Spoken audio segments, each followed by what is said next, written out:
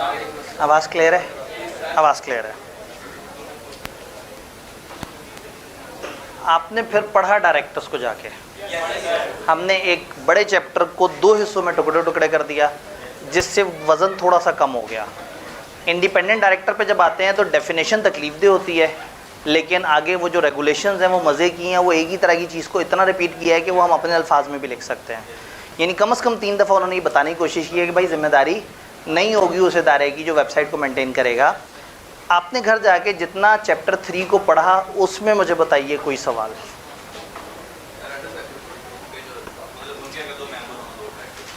उसके अगर क्या हो,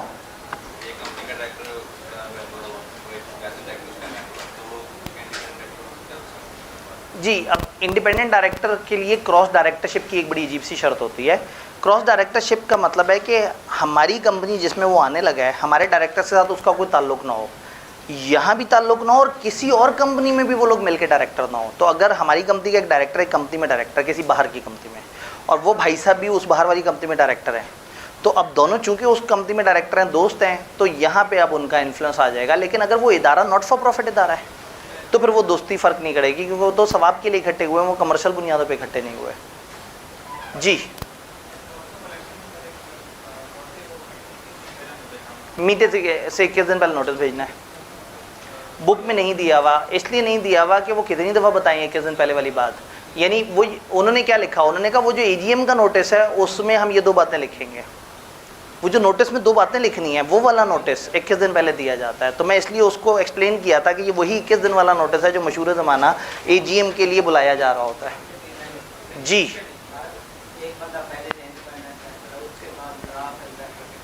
एक बंदा अगर पहले इंडिपेंडेंट डायरेक्टर है और बाद में अगर उसका क्रॉस डायरेक्टरशिप अरेंजमेंट हो गया, तो इसका मतलब है वो उस दिन डिस्क्वालीफाई हो गया जिस दिन उसका क्रॉस डायरेक्टरशिप रिलेशन हो गया। ठीक है, तो जैसे ही अब इसमें इंपॉर्टेंट बात क्या है, कुछ चीज़ें पिछले 3 साल की और कुछ चीज़ें हैं मौजूदा। तो क्रॉस डायरेक्टरशिप अरेंजमेंट में क्या पिछले 3 साल का जिक्र है?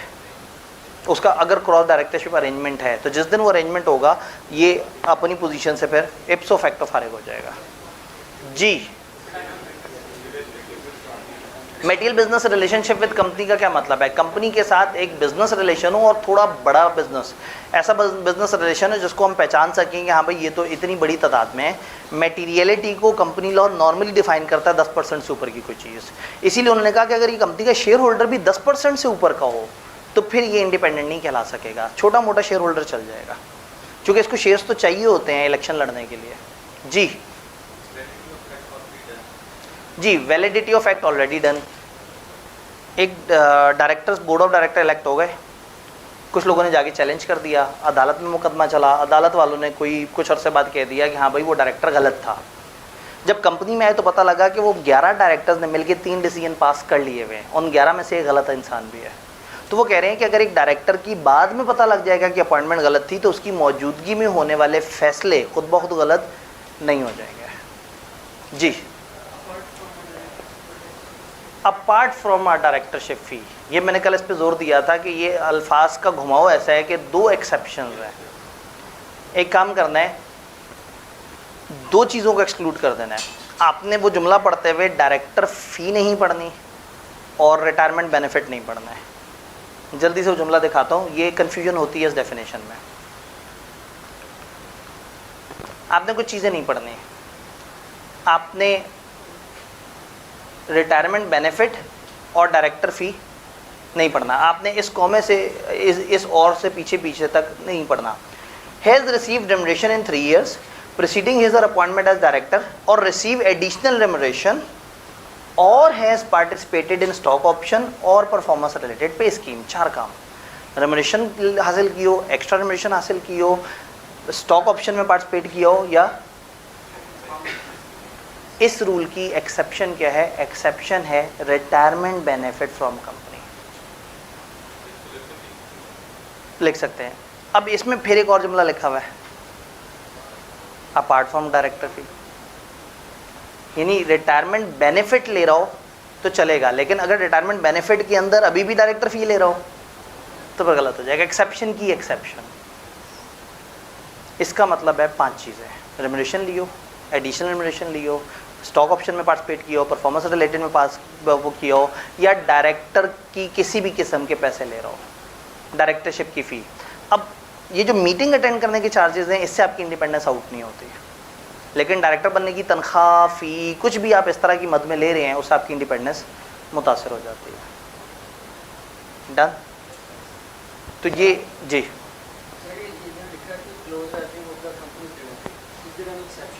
जी close relative of company director का इसमें कोई एक्सेप्शन है? जितने भी क्लोज रिलेटिव हैं वो इसमें आएंगे, और क्लोज रिलेटिव उन्होंने डिफाइन कर दी यहाँ पे स्पेसिफिकली। कहाँ गया हमारा ये रहा, स्पाउस। स्पाउस में मियाँ बीवी आ जाते हैं। लीनियल असेंडेंट्स, ऊपर वाले लोग लीनियल 1 to 1 रिलेशन, वालदैन, उनके वालदैन, उनके वालदैन। चचा का जिक्र नहीं हो रहा, मामू का जिक्र नहीं हो रहा, वालदैन। दादा दादी हो सकते हैं, परदादा परदादी हो सकते हैं। तो लीनियल असेंडेंट 1 to 1, आपके वालदैन, उनके वालदैन, उनके वालदैन, फिर नीचे डिसेंडेंट में भी है lineal descendant, lineal ascendant and descendant. आपकी औलाद, उनकी औलाद, उनकी औलाद, ठीक है। अब आपके भाई की औलाद इसमें काउंट नहीं होगी, लेकिन आपका भाई जो है इसमें, और सिबलिंग कौन है? तो एक बंदा, सारे ब्लड रिलेशन उन्होंने डाल दिए। बहन भाई ब्लड रिलेशन है, वालदैन ब्लड रिलेशन है, औलाद ब्लड रिलेशन है, और एक ब्लड रिलेशन नहीं है लेकिन ब्लडी रिलेशन, ये स्पाउस। तो उन्होंने जो है वो कुछ नेचुरल रिलेशन बताए हैं, और एक और रिलेशन जो नेचुरल नहीं है लेकिन वो नेचुरल से ज़्यादा हावी हो जाता है। बंदा जो है ना फिर मतलब आगे क्लास में पढ़ाता रहता है, पर कहता है घर जाएंगे तो पिटाई होगी। जी सर, जब उसका रिलेटिव डायरेक्टर से बात किया तो फिर तो एलिजिबल हो गया। जी, जब उसका जो रिलेटिव जो डायरेक्टर है वो निकल गया, ठीक है। तो फिर तो इंडिपेंडेंट। अगर उसका रिलेटिव उस पोजीशन पे नहीं है तो फिर उसकी इंडिपेंडेंस हो सकती है। तो at the time of selection भी वो इंडिपेंडेंट होना चाहिए, और एट एनी गिवन टाइम, अगर वो 3 साल वाली शर्त नहीं है तो उसको at any given time independent रहना चाहिए, ठीक है। एक भाई ने सवाल पूछा, सर आप भी डरते हैं? मतलब भाई वो होता है ना डाउट, क्या होता है वो, burden of proof. Burden of proof होता है मशकूक बात पे। अगर मैं कहता मैं नहीं डरता तो ये एक बड़ी मशकूक सी बात होती है। आप कहते हैं कि सर ने एक अनोखी सी बात कर दी कि एक अजीब सा शौहर है जो डरता ही नहीं है। तो ये जो है ना, मतलब ऐसी बातें करके आपको शादी से भगाने की कोशिश करते हैं ताकि आप अपना तवज्जो मरकूज़ कर सकें अपनी पढ़ाई पे और सही से पढ़ सकें। क्योंकि वो हमारे एक टीचर हमें पढ़ाते हुए ना बीच में कुछ इस तरह की एग्जांपल देते थे जिसमें वो कहते थे कि आज तो बेगम ने बड़ा पीटा और इस तरह से ना, तो हम बड़े एक्साइटेड होते थे, तो उससे ना लेक्चर बड़ा इंटरेस्टिंग हो जाता था। अब ज़ाहिर है उनकी बेगम उन्हें नहीं पीटती होगी या सारा कुछ है, लेकिन मुझे ये समझ आया कि जो नन्हे मुन्ने बच्चे होते हैं वो शादी के जिक्र पे ना बड़े एक्साइटेड से हो जाते हैं, फिर उनका पढ़ने का दिल करता है। तो शादी का जिक्र हुआ, अब हम चैप्टर 3 को कंप्लीट कर सकते हैं। अब जो है ना आपके जहन फ्रेश हो गए हैं, अब आप जो है ना वो अगले 1 घंटे तक मुझे बर्दाश्त कर सकेंगे। ले जी, चीज़ों को आगे चलते हैं लेके। डिफरेंट तरह के डायरेक्टर्स हमने देख लिए। आज हमने डायरेक्टर्स में सारी कचरे मचरे वाली चीज़ें डिस्कस करनी है। डायरेक्टर्स के मिसक्लेनियस रूल्स। मिसक्लेनियस रूल्स में रिमूवल और जो डायरेक्टर्स का डिस्क्वालीफाई होना है उसको एक अलग कैटेगरी बना लेंगे, और बाकी सारे रूल्स, उसकी पावर्स, ड्यूटीज़, उसको हम तेज़ी से देखते रहेंगे, क्योंकि अब इसमें ज़्यादातर चीज़ें क्रैमिंग वाली हैं, लेकिन हमने उसको कंप्लीटनेस को इंश्योर भी करना है इंशाल्लाह। तो सबसे पहले रिमूवल ऑफ डायरेक्टर। एक डायरेक्टर कैसे कैसे निकल सकता है? डायरेक्टर 3 तरीके से निकल सकता है, किताब ने 2 तरीके बताए हैं। तीसरा तरीका होता है SCCP भी डायरेक्टर को निकाल सकता है, डिस्क्वालिफिकेशन ऑर्डर देके, वो सेक्शन हमारे सिलेबस में नहीं है। 2 तरीके से डायरेक्टर निकल सकता है। मेंबर्स इकट्ठे होकर करारदादे मुजम्मत पास कर दें, करारदादे अदम इत्मीनान पास कर दें, और वो कहें कि जी हमें ये बंदा ठीक नहीं लग रहा है, इसे निकाल दो। तो मेंबर इकट्ठे होकर करारदाद पास कर दें, तो वो करारदाद एक खास लेवल के वोट ले और एक खास लेवल के वोट ना ले तो वो निकलेगा या बच जाएगा। और दूसरा bye operation of law, law कह दे कि ये हरकत कर दी, इसको निकाल दो ऑफिस से। तो ये 2 बातें हैं। रेजोल्यूशन यानी कि या डायरेक्टर को उसके जो कंपनी के मेंबर हैं वो इकट्ठे होकर निकाल दें, वो बेचारा डायरी पकड़ के बाहर चला जाए, या कानून कह दे कि तुम हो ही गलत, निकलो, तुम्हें नाअहल करते हैं, और वो दवाइयाँ लेने चला जाए। तो डायरी लेके निकलने वाला बंदा भी डिफाइन कर दिया इन्होंने, और दवाइयाँ लेने वाला बंदा जिसको लॉ ने कहा कि या दवाइयाँ लेने चले जाओ या फिर कुट खाओ, तो वो दवाइयाँ लेने चला गया। तो दोनों तरह से निकाला जा सकता है। कानून भी निकाल सकता है, और जो उस कंपनी के मेंबर्स हैं जिनकी वो कंपनी है, जैसे हमारे केस में जो असेंबली मेंबर्स हैं, वो अगर उन्हें लगता है कि ये बंदा ठीक नहीं है तो वो उसे निकाल सकते हैं। अब इसमें क्या क्या होगा? मेंबर इकट्ठे होंगे निकालने के लिए। ये अजीब सा सेक्शन है, चूँकि डेफिनेशन नहीं है तो इसके अल्फाज थोड़े से सीधे कर दिए। ओरिजिनल लॉ के अल्फाज हैं, resolution for removal of director shall not be deem to have been pass if number of vote casted against it is equal to और exceed minimum number of vote that were casted against वो director immediately preceding election. तो वो एक जुमला शुरू होता है और उसमें 4 दफ़ा नहीं आता है। रेजोल्यूशन है फॉर रिमूवल, पास नहीं होगी अगर फेवर में ना आने वाले वोट, थोड़ा वो जुमला इतना फंस जाता है। तो आसान अल्फाज में रेजोल्यूशन फॉर रिमूवल है, रेजोल्यूशन है ही नेगेटिव रेजोल्यूशन। रेजोल्यूशन क्या करिए, हम डायरेक्टर को निकालना चाहते हैं। कुछ लोग रेजोल्यूशन की फेवर में आएंगे, कुछ लोग रेजोल्यूशन के अगेंस्ट। अगेंस्ट वाले बंदे क्या चाहते हैं, बच जाए। पहली दफ़ा लॉ में हम ये नहीं देखने लगे कि रेजोल्यूशन के हक में कितने वोट आए हैं, हम देखने लगे हैं रेजोल्यूशन के अगेंस्ट कितने वोट आए हैं, आसान अल्फाज में डायरेक्टर की फेवर में कितने वोट आए हैं। अगर वो वोट एक खास बेंचमार्क को क्रॉस कर गए तो डायरेक्टर बच जाएगा। अगर वो वोट एक खास बेंचमार्क, तो सबसे पहले मेंबर में remove director through resolution their meeting, but ये resolution shall not be considered as pass if number of vote cast against resolution यानी कि in favour of director equal to और एक्सीड, वो एक खास लेवल पे आ जाए या उससे ऊपर चली जाए। वो खास लेवल क्या है, 2 अलग अलग डायरेक्टर्स के केस में अलग अलग है। इलेक्टेड डायरेक्टर के केस में वो जो मिनिमम नंबर ऑफ वोट सबसे, जो पिछले इलेक्शन में जो सबसे कम वोट पड़े थे, याद है वो जो बेंचमार्क हमने बनाया था कि जी आखिरी बंदा 50-60 हज़ार वोट लेके आया है, एक डायरेक्टर को निकालने लगे हैं, वो लेके आया था 6 लाख वोट, आज उसकी फेवर में सिर्फ 1 लाख वोट। लेकिन कंपनी में अभी भी एक ऐसा बंदा बैठा है जो 50,000 वोटों से डायरेक्टर बन के आया हुआ है, तो डायरेक्टर पास स्टिल इतना मैंडेट है कि उसको निकालना मुनासिब नहीं है। तो एक डायरेक्टर को नहीं निकाला जाएगा अगर वो आज उतने मिनिमम वोट ले ले जितने से सबसे छोटा डायरेक्टर पिछले इलेक्शन में आया था। तो अगर आई के आप न्यूमेरिकल बनाए तो वो पिछले इलेक्शन के आपको नंबर्स बताएगा और आखिरी बंदे के नंबर्स बताएगा, और अगर वो नहीं बताएंगे तो फिर कंपनी का टोटल शेयर कैपिटल बताएंगे, तो फिर आपको फिर अंदाज़ा लगाना होगा, खुद ही से एवरेज आउट करना पड़ेगा। दूसरा केस क्या है, फर्स्ट या कैजुअल डायरेक्टर। अब कैजुअल वैकेंसी में तो इलेक्शन लड़ा ही नहीं था, इसको अगर हम आखिरी इलेक्टेड डायरेक्टर से कंपेयर करेंगे तो मुनासिब नहीं है, इसको हम एवरेज से कंपेयर करेंगे। तो इसमें हम क्या करेंगे, हम कहेंगे जी इलेक्शन वाले दिन कितने वोट पड़े थे, पता ही लगा कि इलेक्शन वाले दिन 24 लाख वोट टोटल पड़े थे सारे डायरेक्टर्स को। आज सारे डायरेक्टर्स कितने हैं, इलेक्टेड, नॉमिनेटेड, फलाना फलाना, पता लगा इसको, क्रेडिटर को, फलाना वगैरह को मिला के 12 डायरेक्टर्स हैं। 12 डायरेक्टर्स पर कंपनी में हर तरह के हैं, और 1.5 साल पहले इलेक्शन में 24 लाख वोट पड़े थे। अगर ये 12 के 12 फ़र्ज़ करें कि इलेक्शन लड़ते, हालांकि इन सब ने इलेक्शन नहीं लड़ना, अगर ये सबके सब इलेक्शन लड़ते और उस दिन इलेक्शन लड़ते जिस दिन कितने वोट कास्ट हुए थे, तो औसतन हर बंदे को कितने वोट मिलते हैं, 2 लाख। तो अगर ये कैजुअल वैकेंसी निकलना चाहता है तो इसको एवरेज मैंडेट लेना होगा अपनी फेवर में। एवरेज मैंडेट कैसे काउंट होगा, उस दिन के वोट आज के डायरेक्टर्स, उस दिन के वोट डिवाइडेड बाय आज के डायरेक्टर। अगर उस दिन के वोट सवाल ने ना दिए हो तो उस दिन का शेयर कैपिटल पकड़ेंगे, उस दिन के नंबर ऑफ डायरेक्टर से मल्टीप्लाई करेंगे ताकि हमारे पास टोटल वोट अवेलेबल आ जाएं, और डिवाइड करेंगे आज के डायरेक्टर से। तो हो सकता है उस दिन 7 डायरेक्टर्स का इलेक्शन हुआ था और कंपनी का शेयर कैपिटल था 1 लाख शेयर्स, तो 7 लाख वोट अवेलेबल थे उस दिन, डिवाइडेड बाय आज इस समेत 12 डायरेक्टर्स हैं, 7 लाख को 12 पे डिवाइड करेंगे, हमारे पास एवरेज आ जाएगी। ये पॉइंट सबको समझ आ रहा है?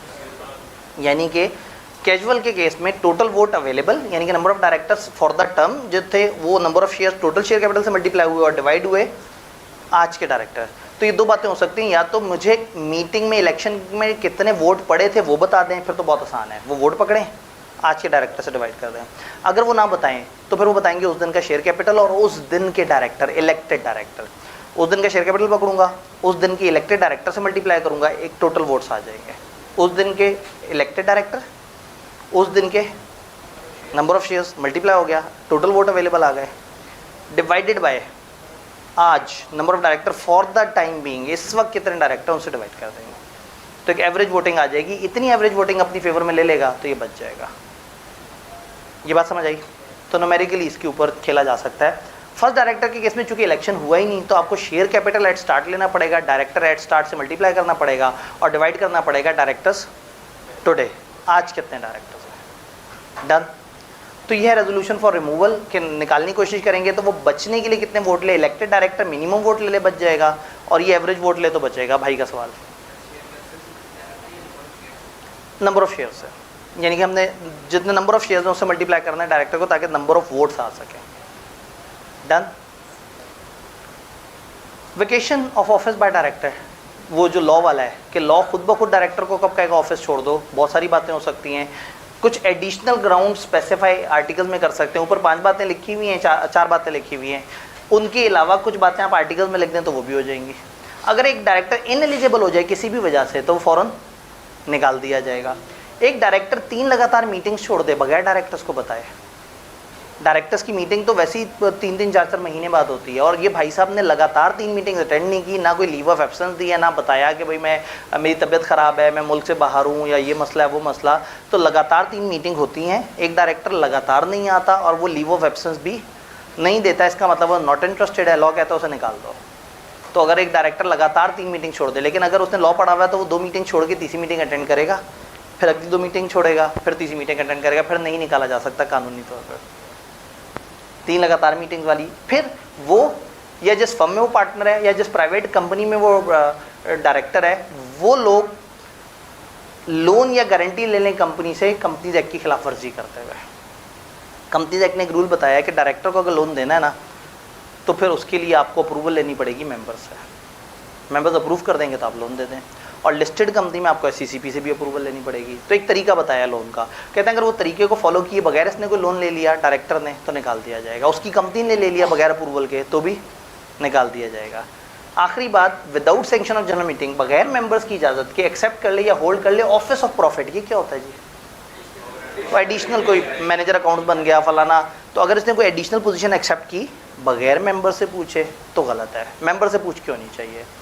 3 ऐसी पोजीशन है जो बगैर मेंबर से पूछे एक्सेप्ट की जा सकती हैं, चीफ एग्जीक्यूटिव, लीगल एडवाइजर और टेक्निकल एडवाइजर। तो पूरा सेक्शन कुछ इस तरह से बनेगा कि एक डायरेक्टर कंपनी में कोई ऑफिस ऑफ प्रॉफिट होल्ड करता है other than chief executive, legal या टेक्निकल एडवाइजर, और वो मेंबर से इजाज़त नहीं लेता। मेंबर से इजाज़त ले लें वो भी अलाउड है, और इन 3 में से कोई पोजीशन हो तो बगैर इजाज़त के अलाउड है। तो अगर एक डायरेक्टर कंपनी में एक इजाफी चार्ज संभाल लेता है और उसके पैसे लेना शुरू कर देता है और मेंबर्स को नहीं पता या ये उन अलाउड 3 पोजीशन में नहीं है तो उसने गलत हरकत की है, उसको निकाल दिया जाएगा। तो 5 केसेस में डायरेक्टर को निकाल दिया जाएगा। वो मीटिंग्स लगातार छोड़ दें, वो या उसकी कंपनी है या उसका फर्म लोन एक्सेप्ट कर ले कॉन्ट्रावेंशन में, वो कोई ऑफिस ऑफ प्रॉफिट में आ जाए और बगैर मेंबर से पूछे उन 3 के अलावा, या इनएलिजिबल हो जाए, और फाइनली आर्टिकल्स में इसके अलावा भी अगर कोई आप एडिशनल बात लिखना चाहें तो उससे भी वो डायरेक्टर फारिग हो सकता है। तो एक डायरेक्टर कब अपने ओहदे से फारिग हो जाएगा? जब वो इन 4-5 में से कोई भी काम कर बैठे। डन। एक स्टेप आगे चलते हैं। अब डायरेक्टर्स के बारे में मुत्तफरिक बातें, यानी कि मैं चैप्टर को 3 हिस्सों में डिवाइड कर सकता हूँ। एक बड़ा हिस्सा डिफरेंट डायरेक्टर्स और उनकी अपॉइंटमेंट कैसे होती है, एक छोटा हिस्सा रिमूवल ऑफ डायरेक्टर और कि कब उसको निकाल दिया जाएगा, बहुत ही छोटा सा हिस्सा, और फिर एक बड़ा हिस्सा जिसमें पावर, ड्यूटीज़, लायबिलिटीज़, फलाना फलाना, बहुत सारी बातें हैं, छोड़ना कुछ भी नहीं है, लेकिन समझ इस लेवल पे लेना है कि अगर बीच में कहीं आपका रट्टा कच्चा पक्का हो जाए तो आप खुद से कुछ लिख सकें। पावर ऑफ डायरेक्टर्स, डायरेक्टर हर वो पावर रखते हैं जो कंपनी चलाने के लिए चाहिए। अब कंपनी चलाने का मतलब है कि कंपनी में चेक भी साइन हो रहे होंगे, कंपनी में सारे काम भी हो रहे होंगे, चीज़ें भी परचेज हो रही होंगी, ये भी हो रहा होगा, कंपनी में तो नाम भी चेंज हो रहा होता है। क्या वो डायरेक्टर की पावर है? नाम चेंज करना किसकी पावर है? स्पेशल रेजोल्यूशन मेंबर्स की पावर। इसका मतलब है डायरेक्टर के पास सारी पावर्स हैं माइनस वो पावर्स जो लॉ ने मेंबर्स को दे दी। तो पहला बड़ा प्यारा जुमला है, डायरेक्टर वो तमाम पावर एक्सरसाइज कर सकते हैं जो इस एक्ट या आर्टिकल या स्पेशल रेजोल्यूशन ने मेंबर्स को अलग से अलाउ नहीं की। जो मेंबर को कह दिया लॉ ने वो मेंबर करेगा, जो मेंबर्स को नहीं कहा वो कौन करेंगे? डायरेक्टर। और नीचे पर एक इन्होंने सिंबॉलिक सी लिस्ट दे दी कि ये शेयर इशू कर सकते हैं, बोरो कर सकते हैं मनी, लोन दे सकते हैं, कैपिटल एक्सपेंडिचर 1 मिलियन से ऊपर का अप्रूव कर सकते हैं, 100,000 से ऊपर का डिस्पोजल अप्रूव कर सकते हैं, कंपनी किसी और कंपनी को टेक ओवर करना है, शेयर खरीदने हैं, एनुअल या पीरियोडिक अकाउंट्स को पहली दफ़ा ऑथेंटिकेट करना है, बोनस देना है एम्प्लॉइज़ को, इंटरिम डिविडेंड देना है, किसी डायरेक्टर को ऑथराइज़ करना है, ये सारी पावर्स हैं। राइट ऑफ करना है, इन्वेंट्री राइट ऑफ करनी है, बैड राइट ऑफ करना है, ये सारी पावर्स हैं। और जब थक जाते हैं तो कह देते हैं एनी अदर स्पेसिफाइड मैटर। तो एक लिस्ट ऑफ पावर है। मैं ये नहीं कहूँगा कि IKB ये सवाल नहीं पूछ सकता, लेकिन इसको रट्टा मारेंगे तो ज़रा मुश्किल में आ जाएंगे। इसको इतनी दफ़ा देख लीजिएगा कि कम से कम पेपर में अगर आ जाए तो आप इसमें से मोटी मोटी बातें लिख सकें। IKB ने बिल्कुल भी ख्याल नहीं करना सवाल पूछते हुए कि ये तो बहुत ज़्यादा रट्टा था। तो एक लिस्ट ऑफ पावर्स दी हुई है। ये कहते साथ ही उन्हें ख्याल आया कि कुछ ऐसी पावर्स हैं जो मेंबर से पूछे बगैर नहीं हो सकती। तो कुछ पावर्स हैं मेंबर्स के पास जो डायरेक्टर्स के पास नहीं है, कुछ पावर्स हैं डायरेक्टर्स के पास जो मेंबर्स के पास नहीं है, और 3 ऐसी पावर्स हैं जो डायरेक्टर्स मेंबर्स की इजाज़त के बगैर नहीं कर सकते। इसका मतलब है दोनों की कंबाइंड अप्रूवल होनी चाहिए। वो कौन से बड़े काम है जो बगैर मेंबर से पूछे डायरेक्टर्स भी नहीं कर सकते। आप कंपनी को बेच नहीं सकते, कंपनी का एक साइजेबल पार्ट नहीं बेच सकते, यानी कि उस कैटेगरी के अंदर जो अगर कोई भी उनका खास बिजनेस सेगमेंट है तो उसमें जितनी भी एसेट्स हैं उसका 25% से ऊपर साइजेबल पार्ट कहलाता है। एक कंपनी 3 तरह के बिजनेस में है, वो फार्मेसी भी कर रही है, वो फर्नीचर भी चला रही है, वो बेकरी भी चला रही है। तो फर्नीचर के बिजनेस का 25% से ऊपर अगर बेचना चाहते हैं तो मेंबर्स को बीच में शामिल करना पड़ेगा। तो कंपनी बेचनी हो, कंपनी का बड़ा पोर्शन बेचना हो या किसी बिजनेस का बड़ा पोर्शन बेचना हो, बड़ा पोर्शन का मतलब 25% ऑफ एसेट जो कि उस क्लास में है, जो ऑडिटेड अकाउंट्स के मुताबिक उस क्लास में है। सब्सिडरी अगर बेचनी हो किसी भी तरीके से तो मेंबर से पूछे बगैर नहीं हो सकता। और लोन या एडवांस जो डायरेक्टर को अप्रूव तरीके से दिया गया उसको माफ़ करना या एक्सटेंड करने का इख्तियार डायरेक्टर्स के पास नहीं है, मेंबर से पूछना पड़ेगा। तो ये 3 काम आपको मेंबर्स की इजाज़त से करने हैं। अब अगर आप अपनी कोई अंडरटेकिंग या अपना कोई इतने बड़े लेवल का बिजनेस बेच रहे हैं जिससे कंपनी की गोइंग कंसर्न डाउट पे हो जाए कि आप इतना बड़ा बिजनेस बेच रहे हैं, हम चलेंगे कैसे, मेंबर्स तब तक अप्रूवल नहीं देंगे जब तक डायरेक्टर्स एक अल्टरनेट बिजनेस प्लान उन्हें नहीं दे देते कि जी हमारे जहन में ये अल्टरनेट प्लान है, इसके मुताबिक हम चल रहे होंगे। तो सेक्शन में हमने कहना है जो पावर मेंबर्स के पास नहीं वो डायरेक्टर्स के पास है, और ये एक लिस्ट ऑफ पावर है जो डायरेक्टर के पास है। और ये 3 ऐसी पावर्स हैं जो कि डायरेक्टर्स मेंबर से पूछे बगैर नहीं कर सकते। कंपनी की सब्सिडी नहीं बेच सकते, किसी डायरेक्टर को लिया गया लोन वगैरह वो माफ़ या रिलैक्स नहीं कर सकते मेंबर से पूछे बगैर। और तीसरा ये कि आप कोई भी साइजेबल पार्ट अपना या कंपनी का मेजर हिस्सा जो है वो बेच नहीं सकते जब तक मेंबर्स इजाज़त ना दे दें। और इतना बड़ा पोर्शन बेचना है कि जिससे आपका क्लोजर ऑफ बिजनेस ऑपरेशन या वाइंडिंग अप तक की नौबत आ जाए, तो फिर आपने जब तक अल्टरनेट बिजनेस प्लान ना दिया हो तब तक आप ये डिसीजन अप्रूव नहीं करवा सकते। जितनी भी रेजोल्यूशन यहाँ पे मेंबर से अप्रूव करवाई जाएंगी वो साल तक वैलिड होंगी। साल तक अगर एग्जीक्यूट नहीं हुई तो आपको दोबारा मेंबर से इजाज़त लेनी पड़ेगी। पावर ऑफ डायरेक्टर्स, पावर के साथ फिर आ जाता है ड्यूटी ऑफ डायरेक्टर। इसमें बहुत बड़ी किताबी सी सिंबॉलिक बातें जिस तरह की बिलों में आप पढ़ते थे पार्टनर्स के बारे में, अच्छे लोग होंगे, ईमानदारी से काम करेंगे, जाफिशानी से काम करेंगे। तो इसमें कानूनी बात कम और अखलाकी बातें ज़्यादा हैं। आर्टिकल्स के मुताबिक काम करेंगे, गुड फेथ में काम करेंगे, रीजनेबल केयर दिखाएंगे, direct interest conflict of interest में नहीं आएंगे, अनड्यू गेन एडवांटेज लेने की कोशिश नहीं करेंगे और अपना ऑफिस किसी और को असाइन नहीं करेंगे। SECB भी डिफाइन कर सकता है कि किसके डायरेक्टर की क्या क्या ड्यूटी किस किस तरह से हो सकती है और जो गलत करेगा उसको क्या क्या सज़ा हो सकती है। तो ये ड्यूटीज है, इसको आपने बस तेज़ी से एक दफ़ा पढ़ लेना है। Compliance with code of corporate governance, हमने बात की थी SECB ने डायरेक्टर्स को समझाया है कि आपने कंपनी कैसे चलानी है। तो उन्होंने कहा अगर हम किसी कंपनी को कंपनी चलाने के लिए कोई कोड ऑफ कॉर्पोरेट गवर्नेंस दें तो उस कंपनी पर वाजिब है कि उस कोड ऑफ कॉर्पोरेट गवर्नेंस को फॉलो करें।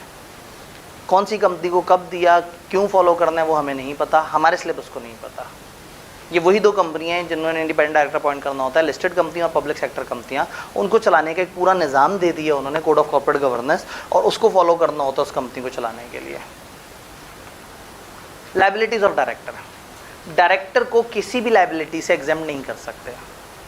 एक जगह लिखा हुआ है कि चीफ एग्जीक्यूटिव अगर टाइम से डिविडेंड नहीं देगा तो उसको इतने साल की कैद हो जाएगी, उसको इतना जुर्माना हो जाएगा। अब सारे मेंबर इकट्ठे होकर कहें यार कंपनी ने कितनी अजीब सी बात कर दी है, ऐसा तो नहीं होना चाहिए, कितना अच्छा चीफ एग्जीक्यूटिव है, चलो हम लिख देते हैं कि हम इसको एग्जेम्प्ट करते हैं, इसको जुर्माना नहीं होगा अगर इसने कानून तोड़ दिया। तो लोग कहता है भाई कानून में लिखा हुआ है, तुम लोग माफ़ नहीं कर सकते।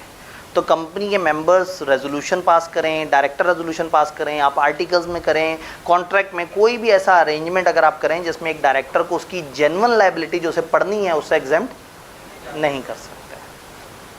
हाँ, कुछ एक्सेप्शंस हैं। एक एक्सेप्शन हमने पढ़ी थी इंडिपेंडेंट और नॉन एग्जीक्यूटिव डायरेक्टर्स की, कि उनको माफ़ी है, याद है? हमने कहा था इंडिपेंडेंट और नॉन एग्जीक्यूटिव डायरेक्टर का साबित कर दें कि हमें नहीं पता था ये मामला क्या हुआ है, तो चूंकि वो डे टू डे अफेयर्स को नहीं देख रहे, अगर वो साबित कर दें कि उनके नॉलेज में नहीं था तो उनको माफ़ी है। और किस जगह माफ़ी है? कंपनी एक ऐसे शख्स को इंडेमनीफाई कर सकती है जिसने एक लीगल केस फेस किया हो और उसकी फेवर में जजमेंट आ गई हो। फॉर एग्जांपल एक जगह ये लोगों ने कहा कि ये डायरेक्टर ने अपनी ड्यूटी को ब्रीच किया है, और डायरेक्टर ने कहा मैंने कोई ड्यूटी ब्रीच नहीं की है, मेरे ऊपर इल्ज़ाम है। अदालत में केस चला, डायरेक्टर बेचारे को जो है वो कई लाख रुपए खर्च करना पड़ा उस केस को डिफेंड करने के लिए, और एंड पे पता ही लगा कि डायरेक्टर निर्दोष था, उसका कोई कसूर नहीं था, कसूर इल्ज़ाम लगाने वालों का था, लेकिन डायरेक्टर बेचारे का इतना खर्चा हो गया। और क्यों हुआ ये खर्चा? वो कंपनी की ड्यूटी निभा रहा था। किसी ने क्या केस किया होगा? भाई इंडिविजुअल थोड़ी था, वो तो कंपनी का डायरेक्टर था, तो उसको ये केस किया होगा कि तुमने मेरे साथ ज़ाती नाइंसाफ़ी की है, तुमने कंपनी के इख्तियारात में रहते हुए नहीं की। और अगर ये केस जीत चुका है डायरेक्टर, तो इसका क्या मतलब होगा?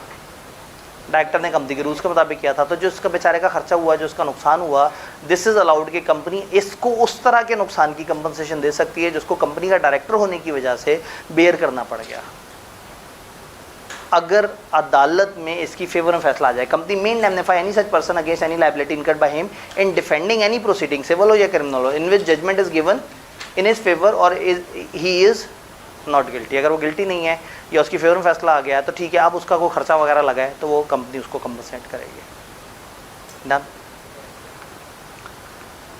नॉन एग्जीक्यूटिव डायरेक्टर की हमने डेफिनेशन देख ली थी। ये डेफिनेशन सिर्फ इस सेक्शन के कॉन्टेक्स्ट में है, otherwise non executive director member हो भी सकता, नहीं भी हो सकता, लेकिन इस सेक्शन में जो नॉन एग्जीक्यूटिव डायरेक्टर का जिक्र हो रहा है वो बेनिफिशियल ओनर ऑफ कंपनी नहीं है, यानी वो नॉन मेंबर वाले नॉन एग्जीक्यूटिव डायरेक्टर्स हैं। और मजीद क्या है, डायरेक्टर्स की प्रोसीडिंग्स, डायरेक्टर्स की मीटिंग्स किस तरह से हुआ करेंगी। मीटिंग के ऊपर हमने पूरा चैप्टर पढ़ा हुआ है, वो सारी मीटिंग्स हमने जनरल मीटिंग के रूल्स पढ़े थे।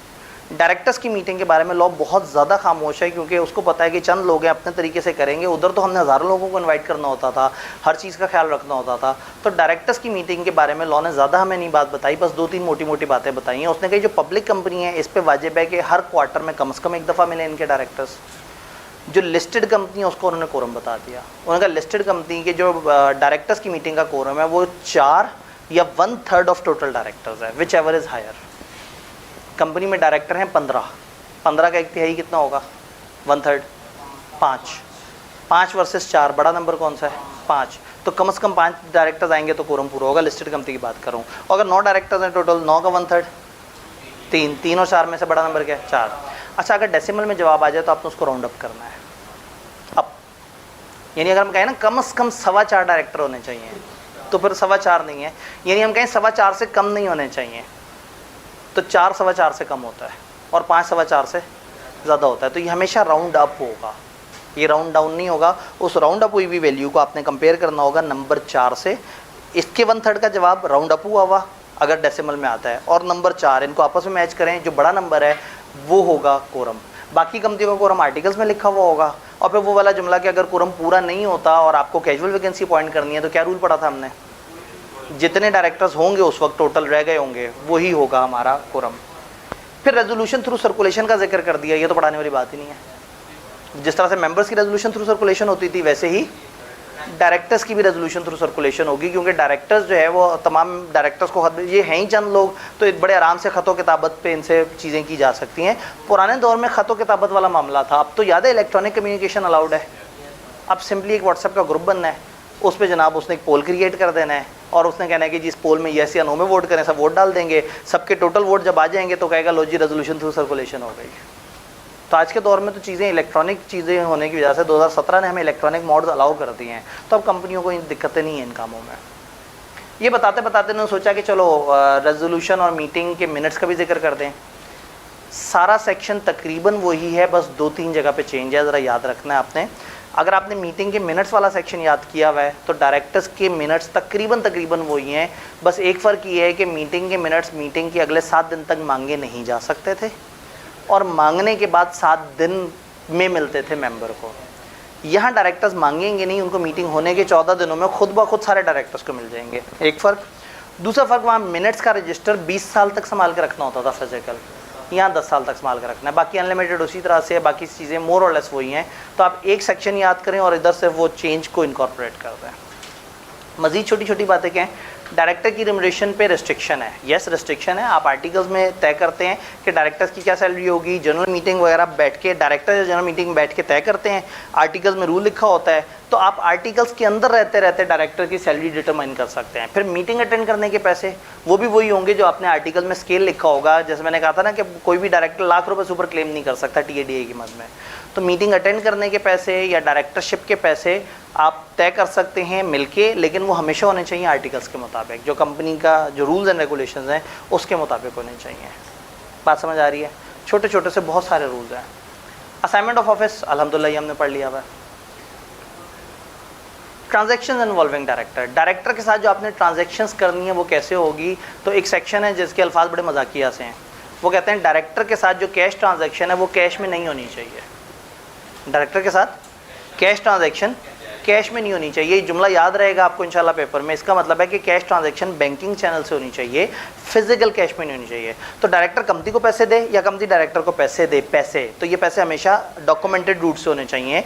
इलेक्ट्रॉनिक ट्रांजैक्शन हो, बैंकिंग ट्रांजैक्शन हो, मतलब ये एक प्रॉपर चैनल से हो, फिजिकल कैश में डील नहीं करना।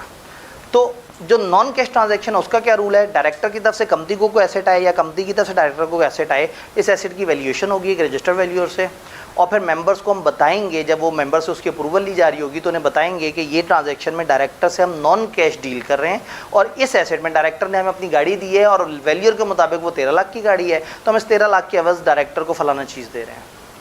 तो डायरेक्टर की कंपनी से ट्रांजैक्शन या कंपनी की डायरेक्टर से ट्रांजैक्शन अगर अदर देन कैश है तो मेंबर से आप अप्रूवल लेंगे उस वैल्यूएशन के ऊपर, वो वैल्यूएशन मेंबर्स के साथ शेयर भी करेंगे कि ये वाली वैल्यूएशन है और वो उनको नोटिस के साथ बता के भेजेंगे। और जो कैश ट्रांजैक्शन है वो थ्रू बैंकिंग चैनल होनी चाहिए। बात समझ आई? किताब लोन टू डायरेक्टर्स की बात कर रही है। लोन टू डायरेक्टर, डायरेक्टर को लोन कैसे देंगे? मेंबर से पूछ के। डायरेक्टर को लोन या डायरेक्टर के किसी कनेक्टेड पर्सन को लोन देना या इनके किसी लोन की गारंटी देना मेंबर्स के अप्रूवल के बगैर नहीं होगा। तो किसी डायरेक्टर को या होल्डिंग कंपनी वगैरह या डायरेक्टर के किसी relative, spouse and minor children, अब यहाँ रिलेटिव का मतलब सारे नहीं है, स्पाउस माइनर चिल्ड्रन, तो डायरेक्टर या उसके इन रिलेटिव्स को या एक होल्डिंग कंपनी को लोन देना या उनके किसी लोन को सिक्योर करना, ये नहीं हो सकता जब तक मेंबर्स इसको अप्रूव ना कर दें। और लिस्टेड कंपनी में SECB की अप्रूवल भी चाहिए होगी। अगर कंपनी का काम धंधा ही लोन लेना देना है तो बस अप्रूवल की ज़रूरत नहीं है, क्योंकि उसका तो ये ऑर्डिनरी कोर्स ऑफ बिजनेस है। तो अगर एक बैंक का डायरेक्टर बैंक से लोन लेता है तो उसके लिए ये मेंबर्स की अप्रूवल या इस तरह SECB की अप्रूवल वगैरह की ज़रूरत नहीं है। बात समझ आ रही है? अदर छोटी छोटी प्रोविजंस क्या है कि आप पॉलिटिकल कंट्रीब्यूशन नहीं करेंगे, यानी डायरेक्टर्स जो है वो कंपनी के पैसों से पॉलिटिकल कंट्रीब्यूशन नहीं करेंगे। मैं वही बात है कि ताज़ा एक तस्वीर देखी है जिसमें एक पॉलिटिकल कंट्रीब्यूशन हुई है। खैर चलें, इग्नोर करते हैं। और अच्छा, ये ऑनलाइन वाले जब तक इस वीडियो तक पहुंचेंगे तो उन्हें पता ही नहीं होगा कि कौन सी बात हो रही है। अब आप लोगों को तो पता है ना, बस बोलना नहीं है किसी ने। तो पॉलिटिकल कंट्रीब्यूशन इदारे के पैसों से नहीं करेंगे। पैसे इदारे के हैं, PR आप अपनी बना रहे हैं, तो डायरेक्टर जो है वो कंपनी के पैसे उठा के जनाब वो कंपनियों में इन्वेस्ट करता रहे और अपने लिंक बनाता रहे, तो ये बात गलत है। कंपनी की तरफ से ना पॉलिटिकल कंट्रीब्यूशन होगी, क्योंकि उससे फिर नुकसान भी होता है। अगर कंपनी किसी पॉलिटिकल पार्टी से कनेक्टेड मान ली जाए ना, तो जब उस पार्टी में मुश्किल टाइम आता है, इस कंपनी भी वो मुश्किल टाइम आ जाता है। फ़ायदा ये होता है कि अगर वो पार्टी हुकूमत में आ जाए तो फिर आप 700-800 अरब तो इधर उधर बड़े आराम से कर लेते हैं। तो मतलब पॉलिटिकल कंट्रीब्यूशन उन्होंने मना किया है कि कंपनियाँ पॉलिटिकल कंट्रीब्यूशन नहीं करेंगी। जिस वजह से वो नहीं कहते कि वो शौकत खानम तो नॉट फॉर प्रॉफिट था, उसकी तरफ से पैसे क्यों निकले या इस तरह से, वो इसी तरह के कुछ सेक्शंस होते हैं जो कहते हैं कि आपने पॉलिटिकल कंट्रीब्यूशन इदारों की तरफ से नहीं करने। गिफ्ट्स नहीं देने, मीटिंग में लोगों को गिफ्ट नहीं देने, यानी कीमे वाले नान नहीं खिलाने, बिरयानी नहीं खिलानी, ठीक है। यानी कि मीटिंग में जो लोग आए आपने उनको अलग से कोई गिफ्ट्स नहीं देने, वरना क्या होगा, लोग उन गिफ्ट्स के लिए मीटिंग में आया करेंगे और फिर इन डायरेक्टर को हमेशा चूज़ किया करेंगे क्योंकि ये गिफ्ट देते हैं। भाई डिविडेंड मिलता है, कम मिलता है, ज़्यादा मिलता है, वो हर किसी के लिए। और एक छोटा शेयर होल्डर, भाई मेरे पास अगर एक शेयर हो और मैं मीटिंग एम ही अटेंड करने गया हूँ तो मुझे तो डिविडेंड जो मिलना है वो शायद 2 रुपये का मिलना है, लेकिन कंपनी वहाँ पर मुझे कोई अच्छी सी टी-शर्ट गिफ्ट कर दे, कोई अच्छी सी घड़ी गिफ्ट कर दे, कोई अच्छा सा कोई और इस तरह से मामला गिफ्ट हो, फ़ायदा है। तो क्या होगा, मैं कहूँगा वोट तो इन्हीं को पड़े जो गिफ्ट देते हैं, ठीक है। तो अब अगर कोई किसी किस्म के लैपटॉप बांटना शुरू कर दे, कोई किस्म के कोई चीज़ें देना शुरू कर दे, सबके साथ चलना है ना, मतलब इंसाफ भी तो करना है ना कि एक पार्टी के जो चाहने वाले हैं वही अकेले नाराज़ ना हो। तो आप इदारे के पैसों से मीटिंग में गिफ्ट नहीं देंगे, लोगों के वोट ख़रीदने की कोशिश नहीं करेंगे। प्रैक्टिकली स्पीकिंग जब ये गिफ्ट मना हुए तो फिर बहुत ही महंगे महंगे बूफे देने शुरू कर दिए कंपनियों ने। और जो वो लोग जा रहे होते थे, गिफ्ट मना था ना, खाने का तो नहीं मना किया था, तो उनको वो घर वालों के लिए भी खाना दे देते थे कि ये बॉक्स ले जाएं, ज़रा बाजी जी खा लेंगी, बच्चे खा लेंगे, ज़रा इस तरह से करके वो खुश होते, यार कितने अच्छे लोग हैं, घर वालों के लिए भी दिए। तो उन्होंने फिर स्ट्रिक्टली कहा कि मीटिंग में ना गिफ्ट देना है और ना रिफ़्रेशमेंट देनी है, एनी काइंड ऑफ रिफ़्रेशमेंट मना है। चाय देना भी मना कर दिया, पानी की बोतल देना मना कर दिया। यानी उनको इतना गुस्सा चढ़ा कि ये जो है ना, आप उनके वोट खरीदने की कोशिश कर रहे हैं और आप इधर क्लास में जनाब बार बार चाय पीने की बातें कर रहे होते हैं। कौन लोग हैं आप? आज क्यों चाय पीनी है? टाइम ही नहीं है इतना हमारे पास। अगर आज चाय की बात आपके जहन में थी तो थोड़ा टाइम से तो कहते ना, आपने टाइम छोड़ा ही नहीं। वाह जी वाह। क्या आप कहेंगे चूंकि आज आखिरी दिन है तो आप लोगों ने, मुझे जालमो, आप लोगों ने मेरे ख्याल में सेशन का भी जो आखिरी दिन था उस दिन भी मेरे ख्याल में कुछ खाना पीना किया था।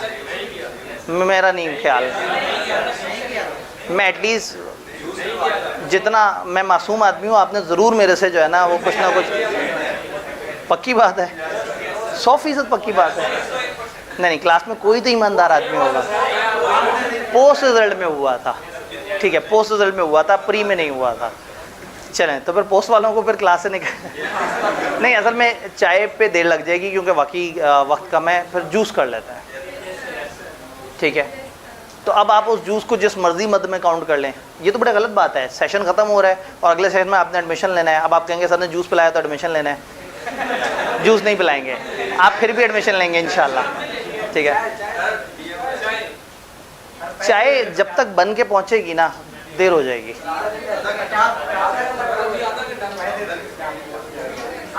आधा बात ये कि उनके पास एकदम से सामान भी उतना सारा पड़ा हुआ है या नहीं है, मतलब असल में हम एक नॉट फॉर प्रॉफिट इदारा है ना, मतलब हम ऐसा नहीं है कि बल्क में जनाब चीज़ें पड़ी हुई हों और हम जनाब वो 70-80 रुपए की चाय बेचते हों या इस तरह से करके। चलें, इस तरह से कर लेते हैं कि अगर जो लोग बहुत शदीद चाय के शौकीन हैं वो हाथ खड़ा कर दें, बाकियों को जूस वो कर लें। 1 2 3 4 5, 1 मिनट, ये बाद में खड़े हुए हैं। एक दफ़ा एब्सोल्युटली डिसीजन याद है, डिसीजन वंस गिवन रिवोक नहीं हो सकता। हाँ जी, चाय पीना है। 1 2 3 4 5 6 7 8 9 10 11 12 13 14 15 लो जी वहाँ तो।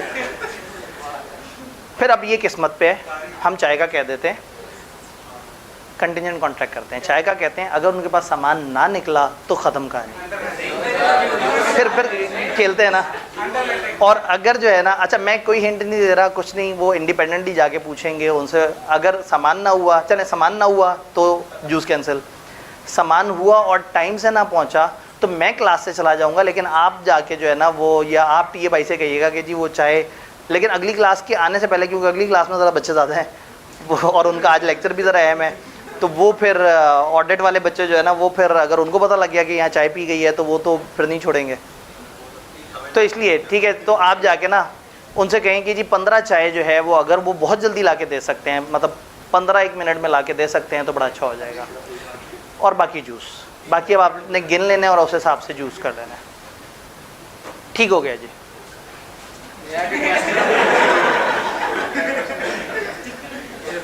मतलब इतनी पावर है चाय में, जूस इतनी पावरफुल चीज़ है। मैं एक जुमला बोलने लगा था, मैं कहने लगा था कि चलें आप जो नोट कर रहे हैं उसके बाद 1-2 एहतियातन और भी कर लें। फिर मैंने टाइम देखा, मैंने कहा अब कौन आएगा। तो ये आपको किसी ने मैसेज किया था कि चाय का जिक्र हो रहा है यार, भाई की टाइमिंग है भाई जनाब, इधर चाय का डिसीजन फाइनल हुआ। चलें जब आप आए हैं तो आपने एक डिसीजन बताना है। चाय की क्वांटिटी में हमें डाउट है, तो एक जुआ खेल रहे हैं हम। जिसको चाय बहुत शदीद पसंद है वो कह रहा है चाय अगर सामान ना हुआ या देर से आई तो चाय ख़त्म हो जाएगी, फिर जूस भी नहीं मिलेगा। दूसरी ऑप्शन है एक सेफ ऑप्शन जो जूस है, a juice in hand is better than a chai in the Bush. तो आप चाय या जूस? जूस, ठीक है, सेफ ऑप्शन एक्सरसाइज। तो 15 चाय और जितने जूस थे उसमें एक ऐड कर दें। और उम्मीद है आप इंतज़ामिया के लोगों को भी काउंट कर रहे हैं। हाँ, उनको तो 2-3 दफ़ा काउंट किया होगा। लें जी, तो ये सारी हमने बातें कर ली और एक छोटा सा गैप जो मुझे चाहिए था बीच में कि ये ख़त्म हुआ है और अगला चैप्टर शुरू होने से पहले आप लोग थोड़े से फ्रेश हो जाएं। और आप कभी भी इल्म से तो फ्रेश नहीं होते, आप खुराक से फ्रेश होते हैं, तो अब खुराक भी है। अब आप उम्मीद है मुझे सुन सकेंगे। तो ये जूस किस वजह से? आखिरी क्लास की वजह से, जो आप समझना चाहें। एक जूस से हम 2 शिकार कर लेंगे, ठीक है। एक खबर की वो खुशी और एक जो है वो आखिरी क्लास। उनका सर उसकी अलग से खुशी है, तो ठीक है। वो तो जब अगले सेशन में आप आए हुए होंगे, जो सेशन एंड हो रहा होगा, तो आपने कहना सर इस वाले सेशन में चूंकि वो वाली खुशी थी तो अब आपने एंड पे हमें वो वाली जूस और वो वाला चाय पिलानी। डन हो गया, सही है। हाई टी, मतलब पुराने ज़माने में लोग ऐसी बातें करते थे तो वो मतलब वो उनके बाल उड़ जाया करते थे, उनका मतलब चेहरा बिगड़ जाता था, उनको जो है ना वो अचानक से बीमार हो जाते थे। मतलब इतनी बड़ी बात एकदम से कर दी और बिल्कुल लग्जिश भी नहीं हुई हल्की सी, ना कदम डगमगाए। तो भजन आप तौबा करें, आप लगता है इस लेवल पे पहुंच गए हैं कि आपके ये गुनाह तो बहुत छोटे हो गए हैं। तो ठीक है ना, मतलब बैठे बैठे हाइट ही कह दिया, अल्लाह माफिज है। आगे चलते हैं, chief executive and other officer. और अगर ऐसा कोई वादा कर लिया और अगले सेशन में आप आए तो फिर तो आपका आना तो किसी खाने पीने की वजह से हुआ ना। इंशाल्लाह हम आपको मेरिट पे बुलाएंगे और उसके बाद जो है ना, ग्रुप भी ऑलरेडी हमारा बड़ा मेरिट पे चल रहा था और अब जो है वो मेरिट जो आखिरी पेपर थोड़ा कमज़ोर था उधर भी मेरिट हमारा बेहतर हो गया। तो वो इंशाल्लाह ताला उसके मुताबिक चीफ एग्जीक्यूटिव और अदर ऑफिसर। डायरेक्टर में समझ आ गया। डायरेक्टर का मतलब है हर वो शख्स जो कंपनी में डायरेक्टर की पोजीशन पे जिस मर्जी नाम से बैठा हुआ है। इस चैप्टर में हम कुछ और ऑफिसर्स का जिक्र करते हैं, मेनली जिक्र चीफ एग्जीक्यूटिव का और बाकी ऑफिसर्स पे बस सरसी सा जिक्र किया है। बहुत ही छोटा सा चैप्टर है। डायरेक्टर पढ़ने के बाद आपको चूंकि बेसिक सेंस समझ आई हुई होती है तो इस चैप्टर पे आप आते हैं तो इतने बड़े चैप्टर के बाद इसको तो आप देखते ही 10-15 मिनट में फड़का फुड़कू के रख देते हैं। देखते हैं क्या है। सबसे पहले चीफ एग्जीक्यूटिव की डेफिनेशन देते हैं लंबी चौड़ी सी कि चीफ एग्जीक्यूटिव एक कंपनी का ऑल इन ऑल है, डायरेक्टर्स के साथ मिलके वो कंपनी को चला रहा है और कंपनी के इख्तियारात में यूँ समझिए कि कंपनी के अंदर सबसे हाईएस्ट पोजीशन पे है। ये अकेला इसका वोट सबसे भारी नहीं है, ये डायरेक्टर्स का हेड है, ये डायरेक्टर्स को चला रहा है या यूँ समझे कि डायरेक्टर्स का लीडर है। बट इसका ये मतलब नहीं कि इसके पास बहुत सारे वोट हैं। जैसे मैंने कहा था कि वज़ीर आज़म के पास भी उतने ही वोट होते हैं जितने एक नॉर्मल असेंबली मेंबर के पास, लेकिन वज़ीर आज़म हेड ज़रूर कहलाता है। तो chief executive head of the company कहलाएगा, कंपनी को हर जगह नुमाइंदगी करेगा, लेकिन इसके पास कोई ऐसी डिस्क्रिशनरी पावर नहीं है कि ये जो कह दे वो हो जाएगा। फैसले हमेशा डायरेक्टर्स की मीटिंग में होंगे या मेंबर्स की मीटिंग में। अब चीफ एग्जीक्यूटिव अगर डायरेक्टर्स में से आया ही नहीं, आपने एक बाहर के बंदे को बुला के कि दूसरी कंपनी का चीफ एग्जीक्यूटिव तोड़ा और जो है आपने अपनी कंपनी में उसे चीफ एग्जीक्यूटिव लगा दिया। पता नहीं आपको ये अल्फाज सुन के कुछ अजीब सा ना लगे, ये तोड़ने वाली बात गलत है। अगर चीफ एग्जीक्यूटिव कहीं और से निकल रहा हो और आप रातों रात जो है वो उस चीफ एग्जीक्यूटिव को कहीं और बुला लें, तो अगर कहीं और का चीफ एग्जीक्यूटिव कहीं और आए और वो डायरेक्टर ना हो, उसका तो मेंबर होना भी शर्त नहीं, याद है। अब वो डायरेक्टर नहीं है तो डायरेक्टर की मीटिंग में क्या करेगा बैठ के? तो लॉ ने कह दिया कि भाई चीफ एग्जीक्यूटिव एजाजी तौर पे डायरेक्टर है, डीम डायरेक्टर है। डायरेक्टर्स में से आए तो डायरेक्टर है ही, मेंबर्स में से आए और डायरेक्टर नहीं था पहले से तो भी डायरेक्टर है, एम्प्लॉइज़ में से आए तो भी डायरेक्टर है, बाहर से आया तो भी डायरेक्टर। यानी चीफ एग्जीक्यूटिव अपॉइंटमेंट से पहले डायरेक्टर था या नहीं था, वो एक डीम डायरेक्टर कहलाएगा। और जो पिछले चैप्टर में सारे रूल्स डायरेक्टर्स के पढ़े हैं, हर रूल चीफ एग्जीक्यूटिव पे भी अप्लाई करेगा। आईकैप एक बड़ा शरारती सा काम करता है, वो एक सवाल देता है चीफ एग्जीक्यूटिव उसमें ये मसला है। आप सोचते हैं मसला तो डायरेक्टर का मसला है, चीफ एग्जीक्यूटिव का तो मसला मैंने पढ़ा ही नहीं। तो आप कहेंगे कि चीफ एग्जीक्यूटिव चूंकि टीम डायरेक्टर है तो जो डायरेक्टर का मसला इनिजिबिलिटी वही चीफ एग्जीक्यूटिव की। चीफ एग्जीक्यूटिव डायरेक्टर नहीं है तो डीम डायरेक्टर काउंट होगा। जो शख्स इनेलिजिबल है डायरेक्टर के, वो चीफ एग्जीक्यूटिव भी नहीं बन सकता। ये बोर्ड को रिपोर्ट करता है, बोर्ड की अथॉरिटी से बाहर नहीं निकलेगा, लेकिन उनका हेड कहलाएगा। इसकी टर्म्स और कंडीशन चीफ एग्जीक्यूटिव की गवर्नमेंट के अंदर गवर्नमेंट डिफाइन करेगी। यही बात याद रखना है, चीफ एग्जीक्यूटिव में जब भी जिक्र आए ना कि गवर्नमेंट की पावर्स, तो जिन कंपनियों पर गवर्नमेंट का होल्ड है उनका चीफ एग्जीक्यूटिव अपॉइंट भी वो करेंगे, निकालेंगे भी वो, सारे इख्तियारात गवर्नमेंट के पास होंगे, उसके टर्म्स भी वो तय करेंगे। तो तकरीबन हर जगह पे आपको एक जुमला नजर आएगा कि गवर्नमेंट वाले केस में गवर्नमेंट का इख्तियार। तो चीफ एग्जीक्यूटिव की जनरल डिस्कशन की। अब फर्स्ट चीफ एग्जीक्यूटिव कहाँ से आता है? ये वहीं से आता है जहाँ से फर्स्ट डायरेक्टर्स आते हैं। फर्स्ट डायरेक्टर कहाँ से आते हैं? आर्टिकल्स में लिख दिया होता है। कंपनी रजिस्टर कराते हुए आप कहते हैं ये हमारे शुरू के डायरेक्टर्स होंगे, तो वहीं आप लिख देते हैं ये हमारे शुरू के चीफ एग्जीक्यूटिव। तो डायरेक्टर चीफ एग्जीक्यूटिव जो शुरू में नाम लिख दिए वो होते हैं और फर्स्ट एजीएम पे जैसे ही डायरेक्टर्स रिटायर होते हैं ये भी रिटायर हो जाता है। उसके बाद 3-3 साल का इलेक्शन होता है। इलेक्शन में जो लोग आते हैं वो फिर वो डायरेक्टर्स नया चीफ एग्जीक्यूटिव बाद में चूज़ करते हैं, लेकिन फर्स्ट चीफ एग्जीक्यूटिव जो है वो चला जाएगा फर्स्ट एजीएम पे, अनलेस कि वो उससे पहले रिज़ाइन या निकाल दिया गया है। इस तरह से गवर्नमेंट के केस में उन्होंने कहा भाई सारी बातें भूल जाएं, गवर्नमेंट के केस में गवर्नमेंट के रूल्स फॉलो किए जाएंगे। सब्सिक्वेंट चीफ एग्जीक्यूटिव का क्या रूल है? 14 दिनों के अंदर, डायरेक्टर के इलेक्शन के 14 दिनों में आएगा। जैसे हम लोग पहले असेंबली मेंबरान को चूज़ करते हैं, वो लोग आपस में फिर वज़ीर आज़म को चूज़ करते हैं। तो मेंबर्स चूज़ करेंगे डायरेक्टर्स को और डायरेक्टर्स अपॉइंटमेंट के इलेक्शन के 14 दिनों के अंदर अंदर नया चीफ एग्जीक्यूटिव चूज़ करेंगे। 3 साल की मुद्दत होगी, मैक्सिमम 3 साल की, 3 साल से कम भी तय कर सकते हैं। डायरेक्टर की पूरे 3 साल की मुद्दत होती है, चीफ एग्जीक्यूटिव की 3 या 3 से कम साल की शुरू में मुद्दत तय की जा सकती है। उन 3 सालों में इसे निकाला भी जा सकता है किसी तरीके से, वो भी हम पढ़ रहे होंगे इंशाल्लाह। तो रिटायरिंग चीफ एग्जीक्यूटिव तब तक एलिजिबल है जब तक कि नया बंदा नहीं आ जाता। रिटायरिंग चीफ एग्जीक्यूटिव खुद भी अगर डायरेक्टर बनना चाहता है तो वो रीअपॉइंट भी हो सकता है, और जब नया बंदा आएगा तो रिटायरिंग चीफ एग्जीक्यूटिव अपनी कुर्सी छोड़ देगा और उसे कुर्सी दे देगा, अनलेस कि वो आने वाले बंदे को खुद रोक रहा हो या अनलेस कि हमने उसको खुद उठा के धक्के मार के बाहर निकाला हो कि तुमने अब यहाँ पे इस पोजीशन पे नहीं बैठना।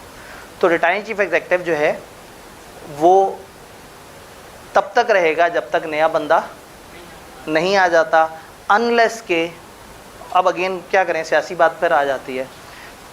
रिटायरिंग, अगर मैं कहूँ कि रिटायरिंग वज़ीर आज़म तब तक वज़ीर आज़म रहेगा जब तक नया वज़ीर आज़म नहीं आ जाता, अनलेस के पिछले वज़ीर आज़म को निकाल दिया गया हो या अनलेस के मौजूदा वज़ीर आज़म नए वज़ीर आज़म को आने ना दे रहा हो। तो ये दो रूल्स हैं।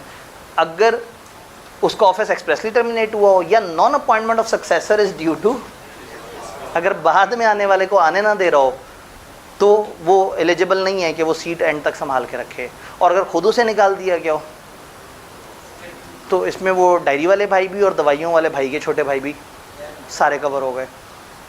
फेडरल गवर्नमेंट, अस्तगफिरुल्लाह, फेडरल गवर्नमेंट आ गया बस भूल जाएं। जो फेडरल गवर्नमेंट की कंपनी है देखना भी नहीं है इधर, पता नहीं क्या बात लिखी होगी।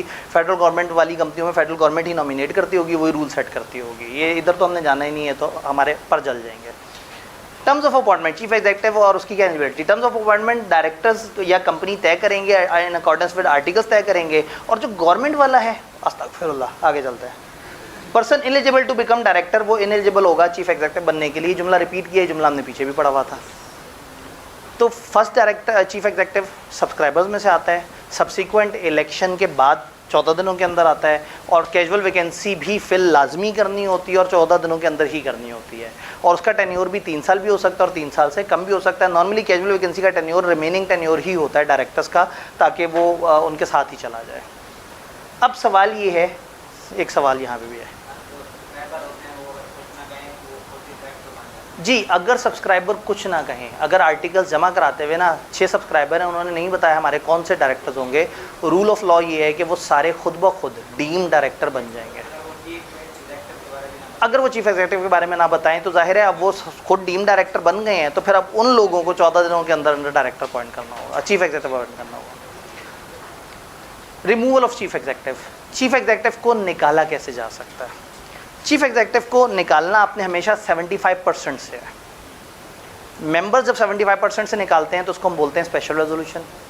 डायरेक्टर 75% होंगे तो स्पेशल रेजोल्यूशन नहीं बोलना, वो लफ्ज़ मुख्तस है मेंबर्स के लिए। तो डायरेक्टर्स के केस में बोलना है 3/4 तादाद में सारे, याद है डायरेक्टर तो तादाद में होते थे, तो डायरेक्टर की तादाद का 3/4 गए तो चीफ एग्जीक्यूटिव निकलेगा। इंटरेस्टिंग बात है कि चीफ एग्जीक्यूटिव डायरेक्टर भी है। तो अगर 12 डायरेक्टर्स हैं तो 3/4 कितना होगा इसका, 9। और इन 12 में एक चीफ एग्जीक्यूटिव भी है जो अपने लिए वोट नहीं करेगा, मतलब अपनी फेवर में वोट करेगा। तो इसका मतलब है कि बड़ा ही मुश्किल है चीफ एग्जीक्यूटिव को निकालना। 11 में से 9 वोट चाहिए होंगे, क्योंकि वो अपने आप को तो वोट नहीं करेगा, अपने अगेंस्ट तो नहीं वोट करेगा। तो चीफ एग्जीक्यूटिव को निकालने के लिए कम से कम 3/4 अक्सरियत चाहिए। और जाहिर है वो चीफ एग्जीक्यूटिव खुद अपने फेवर अपने अगेंस्ट वोट नहीं करेगा, तो शायद आपको 3/4 से ज़्यादा अक्सरियत चाहिए ऑफ द रिमेनिंग पर्सन। अगर गवर्नमेंट नहीं देखना, बस 75% का रूल याद है, तो गवर्नमेंट के केस में गवर्नमेंट ही जो करेगी। अगर गवर्नमेंट के पास 75% पावर होगी वो खुद निकाल देंगे। तो गवर्नमेंट में अपॉइंटमेंट भी गवर्नमेंट करेगी, उसका टेन्योर भी वही सेट करेंगे, उसके टर्म्स भी वही सेट करेंगे, उसको निकालेंगे भी वही। निकालने के लिए पावर चाहिए 75%। तो स्पेशल रेजोल्यूशन जो कि 75% होती है, 3/4 जो कि 75% होती है, और 75% जो कि होती ही 75% है। तो तीनों केसेस में चीफ एग्जीक्यूटिव जब निकलना हो, आपने 75 का आंकड़ा जहन में रखना है और उसको फिट कर देना है। 3/4 स्पेशल रेजोल्यूशन और 75%। 3/4 किसका है, डायरेक्टर्स का। 75% किसका है, गवर्नमेंट का। और स्पेशल रेजोल्यूशन किसकी है, मेंबर्स की। चीफ एग्जीक्यूटिव पब्लिक कंपनी का कम्पीटिंग बिजनेस नहीं करेगा। एक पब्लिक कंपनी का चीफ एग्जीक्यूटिव है तो एग्जैक्टली वही बिजनेस नहीं करेगा जो उसकी अपनी कंपनी का है, और अगर करेगा तो वो इनएलिजिबल हो जाएगा, निकाल दिया जाएगा। लेकिन एक बंदा ऑलरेडी एक बिजनेस कर रहा है और आप बाद में उसे अपना चीफ एग्जीक्यूटिव बना के लेके आते हैं, तो फिर वो एक नोटिस देगा, वो बताएगा कि मेरा एक कन्फ्लिक्ट ऑफ इंटरेस्ट है। फिर कंपनी वाले उसे कैसे एक्सेप्ट करेंगे, यहाँ लॉ के पास इतना टाइम नहीं था कि वो हमें आगे की बातें बताता। उसने सिर्फ इतना ही बताया कि अगर वो इंटरेस्टेड नहीं है, तो अगर वो इंटरेस्टेड है उस बिज़नेस में, ऑलरेडी उस तरह का बिजनेस कर रहा है अपॉइंटमेंट से पहले, तो अपॉइंटमेंट के वक्त बता दे कि मेरा इस तरह का बिजनेस है, सबके नॉलेज में हो, फिर वो अपॉइंट करना चाहें तो उनकी मर्जी है। लेकिन आगे का प्रोसेस नहीं बताया तो उसमें हमने परेशान भी नहीं होना। डन। सीलों में परेशान होने का बड़ा आसान सा तरीका है, हर उस चीज़ पे परेशान हो जो किताब में नहीं लिखी हुई। मैं एक अजीब सा एक मुश्किल सा सिनेरियो बना के आपको दे दूँ, बताएं इसमें क्या होगा, और फिर उसके बाद उसका एक लॉजिकल जवाब दे दूँ अपनी नॉलेज से, जो कि सीए फाइनल से आ रही है। तो ये खामखा आपको तंग करने वाली बात है। This is for surely assume कि आपकी किताब में हर सवाल, तकरीबन हर सवाल आपकी किताब से हमेशा आंसर हो जाता है, चाहे वो लॉजिकल सवाल हो चाहे वो किताब वाला सवाल हो। तो ये आपने याद रखना है कि किताब के अंदर रहना है, आपने किताब से बहुत ज़्यादा बाहर नहीं निकलना। परेशान होना तो निकलिएगा, लेकिन परेशान होने की ज़रूरत नहीं है। देन हम बात करेंगे चेयरमैन की। चीफ एग्जीक्यूटिव समझ आ गया। अब चीफ एग्जीक्यूटिव के साथ कुछ छोटे छोटे से जो और ऑफिसर्स हैं उनका जिक्र। छोटे छोटे ऑफिसर का मतलब है जिसमें कम कम लिखा हुआ है। इस वक्त ऑल दो शायद आपको मैं सुनाई नहीं दे रहा हूँगा, लेकिन मैं फिर भी कोशिश करूँगा कि ठीक है। हाँ, अभी चाय नहीं आई, अभी जो है ना चाय नहीं आई और इतने सारे जूस आए जालमो, आप जो है ना मतलब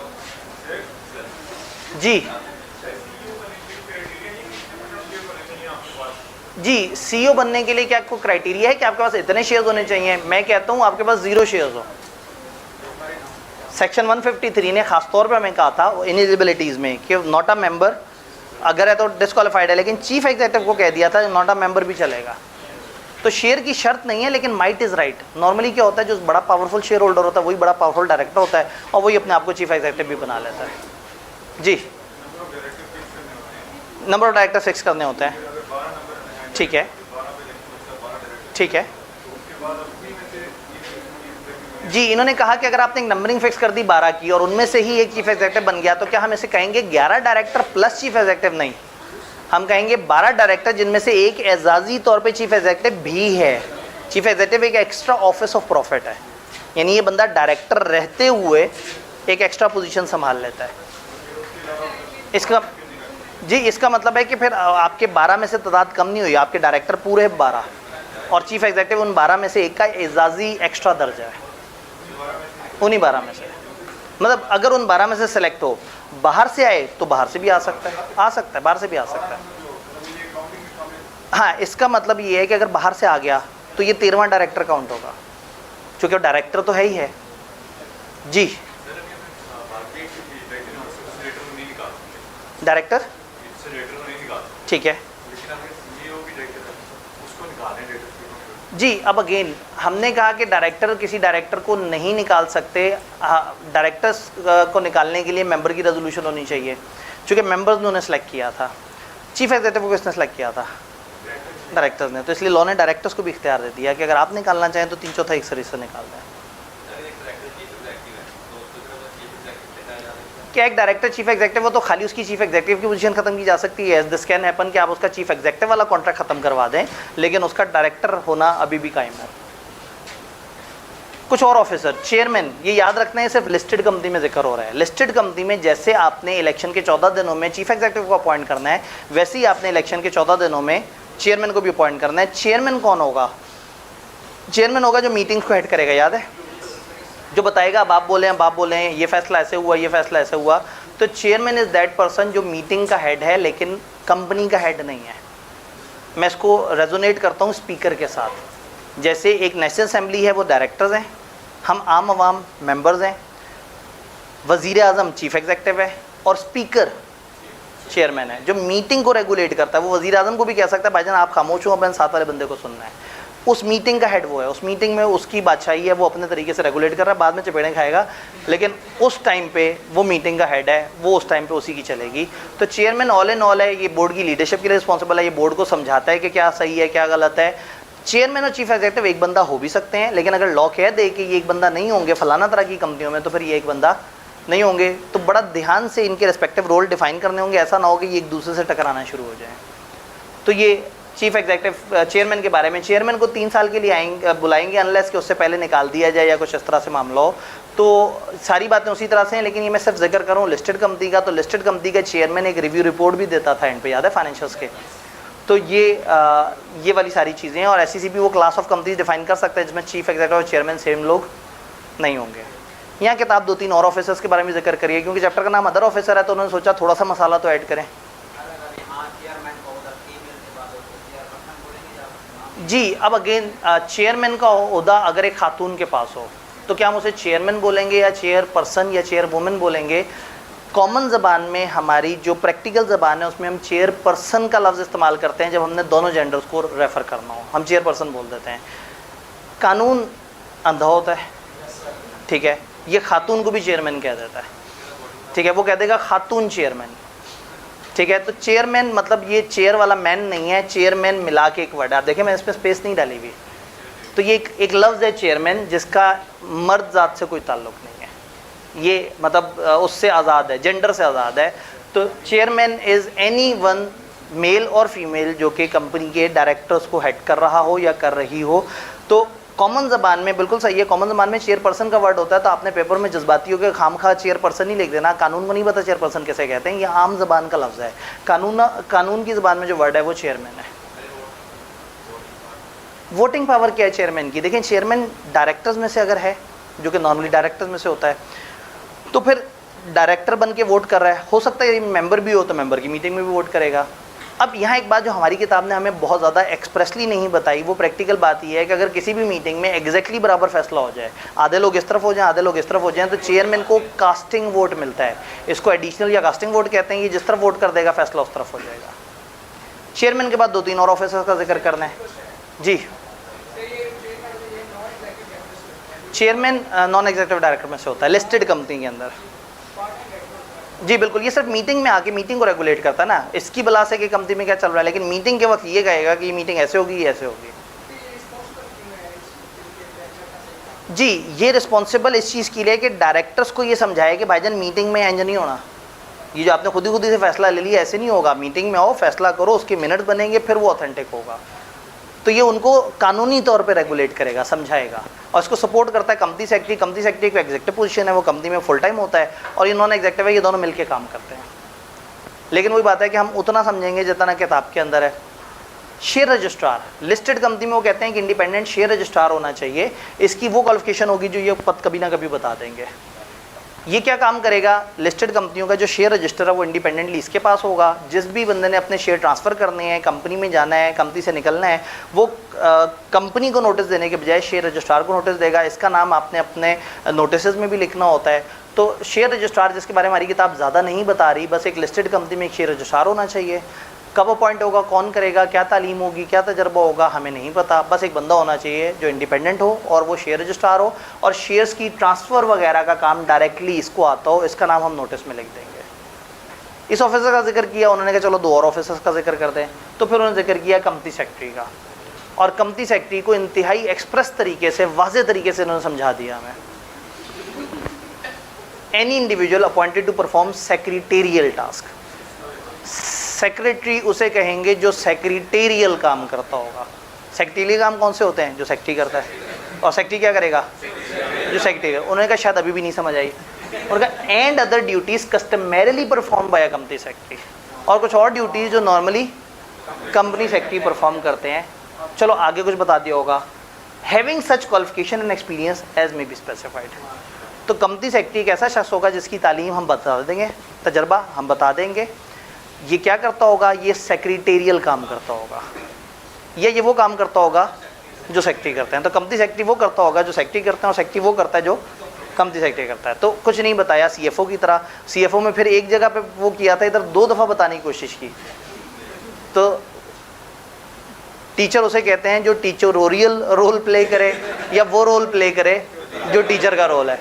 तो फिर वर्ड टीचर तो फिर एक्सप्लेन नहीं ना हुआ। तो सेक्रेटरी वो है जो सेक्रेटेरियल काम करे, या वो काम करे जो नॉर्मली सेक्रेटरी करते हैं। तो उन्होंने कहा भाई कल को वो किसी जगह डिफाइन कर देंगे कि सेक्रेटरी के क्या रोल्स हैं। एसईसीपी का एक सर्कुलर है, कोई 3-4 सफ़े का, जिसमें उन्होंने सेक्रेटरी के रूल्स बताए हुए हैं। इस जुमले से मुराद है कि वो वाले रूल्स जो हमने बताए हुए हैं। लेकिन हमारे सिलेबस में जब वो रूल्स या लिस्ट ही नहीं है, तो हमारे लिए एक मजाकिया डेफिनेशन है, असूलन हमें बताने की ज़रूरत ही नहीं थी। बता भी दिया तो हमारे नॉलेज में क्या इजाफा कर दिया।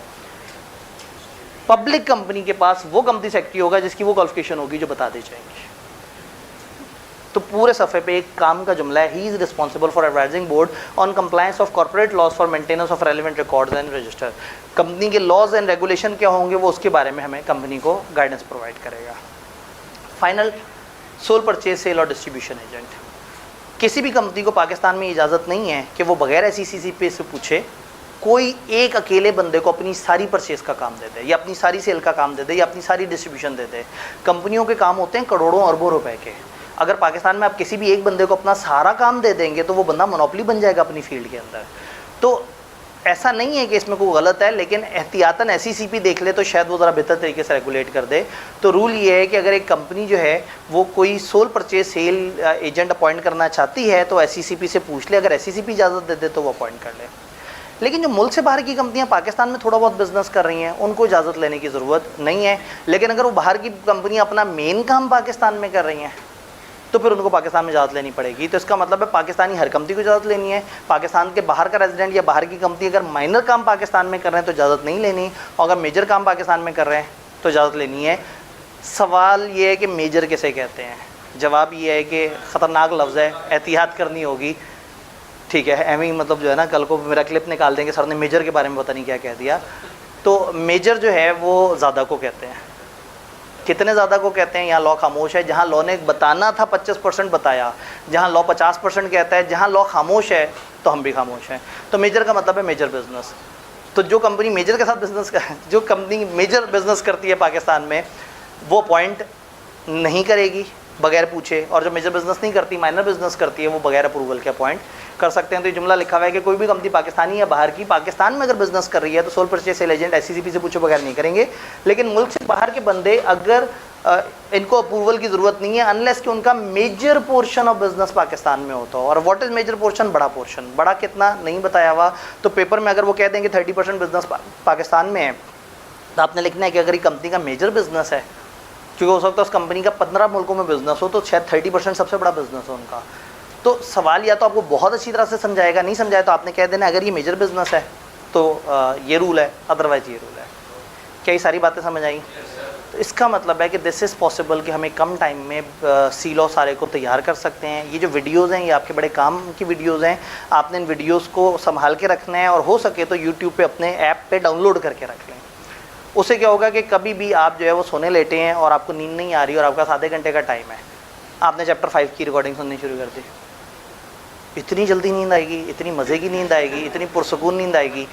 तो कहने का मतलब है कि आपको जब मौका मिले कहीं भी ज़िंदगी में, तो हमने बहुत ज़्यादा टाइम नहीं लगाया इस टोटल क्रैश पे, तो इतने सिलेक्टेड टाइम में हमने वो लॉ जिसमें रटे वाली चीज़ें उसको बड़ी तेज़ी से रिवाइज़ किया है। तो आई होप आई विश कि आप लोगों को जो है वो चीज़ें समझ आएँ। आखिरी चीज़ जाते जाते मेरा ईमेल जो है वो आपके पास, मैं नॉर्मली इन दिनों डेली पिछले 1-2 दिन में मैं नहीं कर सका क्योंकि मैं सुबह 4 बजे फारिग हो रहा था। Atif Abdi FCA@gmail.com। कोई कन्फ्यूजन हो, कोई सवाल हो, आप मुझे ईमेल करें, वॉइस में ईमेल करें, वॉइस नोट डाल के ईमेल कर दें, किसी भी तरह से। अगर आप चाहते हैं कि वॉइस में जवाब आप लिख देंगे सर मुझे वॉइस में जवाब चाहिए, तो जब भी पढ़ते हुए कोई कन्फ्यूजन हो, कोई परेशानी हो, तो आप बड़े आराम से मुझे ईमेल कर सकते हैं। मेरी कोशिश होती है कि इन दोनों, और ख़ासतौर पे जब मेरी क्लासेस भी कम हुई हुई होती हैं तो मैं ज़रा अलर्ट होता हूँ, मैं फिर दिन में 2-3 दफ़ा भी देख रहा होता हूँ। तो अगर कोई सीधा सीधा सवाल है तो मैं शायद फ़ौरन जवाब दे दूँगा। अगर ये है कि मुझे काउंसलिंग चाहिए, मैं अगले सेशन के लिए कन्फ्यूज़ हूँ, मेरा दिल पढ़ाई में नहीं लग रहा, मैं फिल्में देखने का दिल कर रहा होता है, मतलब इस तरह की काउंसलिंग की भी मेरे पास आते हैं। ऐसी चीज़ को मैं फिर थोड़ा होल्ड करके 1-2 दिन बाद ज़रा तसल्ली से, जब मेरे पास इतना टाइम होगा मैं एक डिटेल राइटअप उस पर लिख के दे सकूँ, तो मैं उसको भी आंसर कर रहा होता हूँ, लेकिन उसमें थोड़ा सा देर होती है। लेकिन जो सीधे सीधे सवाल होते हैं, सर ये चीज़ क्या है, वो चीज़ क्या है, मैं कोशिश करता हूँ कि जैसे ही मैं मेल देखूँ मैं उसको रिप्लाई कर दूँ। तो कोई भी कन्फ्यूजन हो, कोई भी प्रॉब्लम हो, आप मेल कर सकते हैं।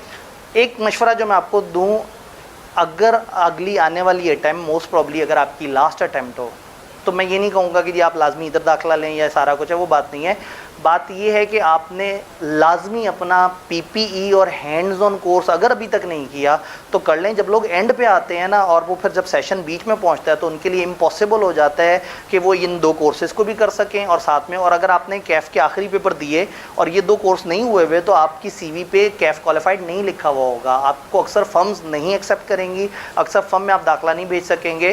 तो अगर आपने अभी तक दाखिला नहीं लिया, कोई बात नहीं है, जैसे ही अगला सेशन स्टार्ट हो और आपकी आखिरी प्रिज्यूम टू बी इंशाल्लाह आखिरी अटैम्प्ट हो, तो आपने स्टार्ट में दाखिला ले लेना है। 3 महीने जो शुरू के स्टार्ट के, जिनमें से 1.5 महीना आपने सिर्फ ज़ाया करना होता है, आपने हैंड्स ऑन कोर्सेज जहां मर्जी से लें, कोई मसला नहीं है, लेकिन ये हैंड्स ऑन कोर्स ज़रूर ले लेने हैं क्योंकि इतने सारे स्टूडेंट्स आखिरी पेपर में आ रहे हैं और अभी बहुत सारे हमारे बच्चे से ज़्यादा परेशान है कि वो हैंड्स ऑन कोर्स नहीं कर सके। तो you should remember this well before कि आपने उसमें लाजमी एडमिशन लेना है, आपने लाजमी उसको कवर कर लेना है। MS ऑफिस टेंशन वाली बात नहीं, उसमें ऑनलाइन एडमिशन हो जाता है और आप ऑनलाइन एडमिशन लें। फ़र्ज़ करें पेपर के करीब भी ले लें, 1-1.5 महीना आपने नहीं पढ़ा और आपने बाकी 1-1.5 महीने आज पूरे कर लिए, सही है।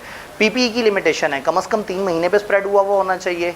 हर हफ्ते कॉलेज 8 घंटे से ज़्यादा भी नहीं पढ़ा सकता, तो कॉलेज की मजबूरी है कि उसने 3 महीने पे उसको स्प्रेड करना होता है और फिर आपने 90% से ज़्यादा अटेंडेंस भी उसमें देनी होती है। नहीं करेंगे तो फिर बहुत सारे और मसले हो जाते हैं। तो इसलिए बेहतर है कि आप अच्छे टाइम पे उसको प्लान कर लें, आने वाले सेशन के स्टार्ट में उसको लाजमी लेना शुरू कर दें। ठीक है जी। तो अपना बहुत बहुत ख्याल रखिएगा। अगर इस दौरान जो है वो आपकी तरफ से कोई कोताही हुई है तो मैं आपको माफ़ करता हूँ। अगर किसी भी जगह मेरा कोई जुमला आपको बुरा लगा या किसी को कोई एग्जाम्पल दी या किसी को कोई समझाया या डांटा और उसे अजीब सा लगा तो कोई बात नहीं है। हो सकता है कल को आपको शऊर आ जाए और आपको ज़िंदगी में कभी समझ आए कि टीचर ने आपको क्यों डांटा था।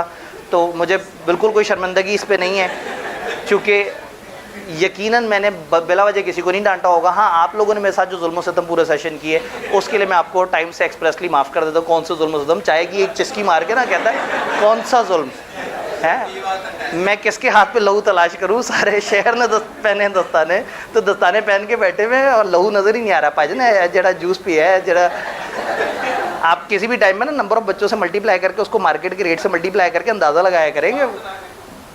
तो भाई या तो सारे अमीर लोग इसी तरह से करते हो, भाईजान हर बंदे का दिल छोटा ही होता है। तो ये जो है ना, तो ओए होए क्या कह दिया। जाहिर है मतलब वो बंदा शायद मोहम्मद गजनवी हो, शायद वो जो है वो सलाउद्दीन अयूबी हो। हर बंदा आतिफ थोड़ी होता है, हर बंदे का अलग अलग नाम होता है। बिल्कुल सही कहा, बात बड़ी जेन्युइन है। ठीक है जी। तो अब आपके पास वक्त कम है मेरे ख्याल में, और अब आप लोगों को एक्टिवली काम करना है। अगर आपने लिखे नहीं है ना चैप्टर्स, तो कोशिश करें छोटे चैप्टर से लिखना शुरू करें। सीलो बड़ा जालिम है, हर तीसरे दिन भूल जाता है। तो अगर आप टाइम निकाल के लिखना शुरू कर देना और अपने लिखे हुए से याद करें, आपकी रिटेंशन बहुत बेहतर हो जाएगी इंशाल्लाह ताला। इससे पहले कि अगली क्लास के बच्चे हमें मारना शुरू करें, लिखा भी है, फिर आप अपने लिखे हुए से याद कर रहे हैं, तो फिर रूल तो पूरा समझे ना। अपने हाथ से लिखें, लिखते हुए सामने रख के अपने अल्फाज में मत लिखें। मेरी किताब के अल्फाज छाप दें, फिर मेरी किताब साइड पर रख दें और अपने रजिस्टर से अपनी हैंड राइटिंग वाली चीज़ से रिवाइज़ करें और दोबारा ना लिखें। उसी अपनी रिटन हैंड राइटिंग जो कि आपकी आंखों में शनासाई है जिसकी, उसको देखें, उसी को बार बार याद करें। कम टाइम में याद होगा, देर तक रहेगा। एक छोटे चैप्टर पर तजर्बा करके देखें। मेरे कहने पे तजर्बा इफेक्टिव हो तो बाकी चैप्टर पे करिएगा, और यकीन माने तजर्बा इफेक्टिव है। आप ज़िंदगी में शायद पहली दफ़ा कमती लॉ दे रहे होंगे, मैं ज़िंदगी में कोई 150वां पौने 200वां बैच पढ़ा रहा हूँगा, तो शायद उस सारे तजर्बे से कुछ सीख के मैं ये मशवरा दे रहा हूँ जी। एक आखिरी सवाल, क्योंकि असल में अब आगे वाले बच्चे भी जाए। क्या चीज़ रिटेन कैसे रखें? वही वाला अपना रजिस्टर बना लिए। अब अपने रजिस्टर से दोहराएं बार बार, लेकिन आपके दोहराने में एक टाइम आएगा कि आप पूरा चैप्टर 8 जो है ना वो आधे घंटे में दोहरा लिया करेंगे। मल्टीपल रिविजन्स देनी है। हाँ, आपकी उससे शनासाई बन जाएगी। हर 2-3 दिन बाद एक दफ़ा उस चीज़ों को दोहरा लिया। ये आखिरी से आखिरी सवाल, पास्ट पेपर्स की वीडियोस उस गूगल ड्राइव में साथ साथ जा रही थी, और अभी क्या होगा, सेशन एंड होगा तो मैं बीच में थोड़ा सा फ्री हूँगा 1-2 दिन बाद, तो मैं सारी पास्ट पेपर की वीडियोस उठा के उस यूट्यूब के लिंक में भी डाल दूंगा। अभी भी मौजूद है, अभी गूगल ड्राइव में मौजूद है, सामने नहीं है, तो हम वो यूट्यूब पे भी डाल देंगे ताकि वो फिर उस प्लेलिस्ट का हिस्सा बन जाए। जी, रिटन प्रैक्टिस हमें करनी चाहिए या नहीं? हर चैप्टर के कम से कम 3 सवाल अगर आप लिख लेंगे तो यकीन माने बहुत अच्छी बात होगी। कमती लोग कम टाइम देते हैं तो मैं कहते हुए डर रहा होता हूँ, लेकिन मेरी ख्वाहिश ये है कि आप हर चैप्टर के कम से कम 3 सवाल हाथ से लिख के करें। आपका एक्सप्रेशन डेवलप होगा और आपको ज़रा पेपर की थोड़ी सी प्रैक्टिस हो जाएगी। अपना बहुत बहुत ख्याल रखिएगा, दवाइयाँ वक्त पे लेते रहिएगा, डिप्रेशन से दूर रहिएगा। इंशाल्लाह ताला मिलते हैं।